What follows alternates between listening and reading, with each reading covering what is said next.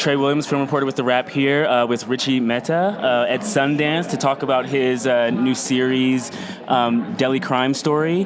Just give us a little bit of what the incident was and what your series is about. Sure, yeah. It's a 7-part series about a horrific crime that happened in Delhi, a gang rape of a woman on a bus in 2012. It kind of went, people, there was international headlines and stuff, so a lot of people know about it, but some people might not.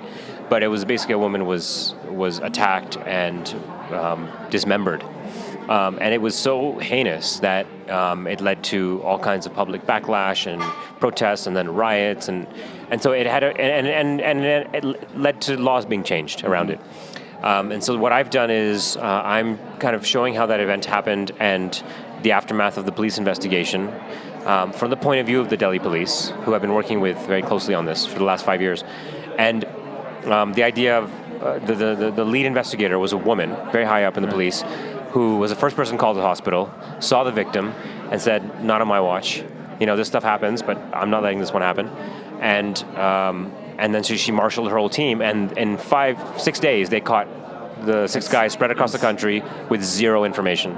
And so what I'm trying to show is how that manhunt unfolded, and when you see the Delhi police trying to do something totally right, and you see the limitations that they face on a day-to-day basis, you're like, holy crap, you don't have a ride to the crime scene because you don't have a car, so you gotta get your friend to pick, these kind of things, and yet they get justice. How much of what is depicted in the series and the limitations and the steps that they actually took and how they went about this is true to how it actually went down? It's as true as I can make it. There are points, because I'm talking to cops for months and months, years, to try and get, what happened in this room, what happened in this interrogation, what happened in this, when you drove to this part of the country, what did you talk about on the way, all those things.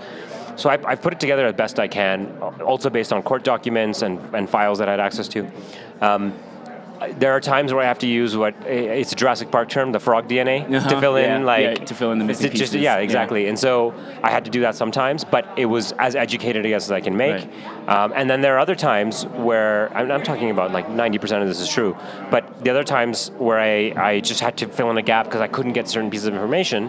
It was this kind of thing I'm about to show happens all the time, and it may not have happened in this case, but it does happen in many other cases. So there's a bit of that happening, but for the most part, you are going to get, like I said, a forensic look at how this was solved and how, if the police marshals its force based on an ethical response or a moral response to something, this is how it would happen. Because I assume, that it must have been incredibly important to make sure that the details were correct. Yeah, that was the whole thing.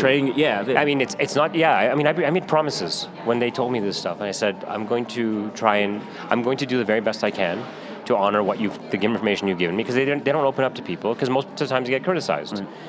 Often justifiably, but in many cases unjustifiably. So I said, if we can take a compassionate look at the law and order issues in a place like India, which is the whole developing world as well, then we can start to look at where the system is broken and how we can fix it.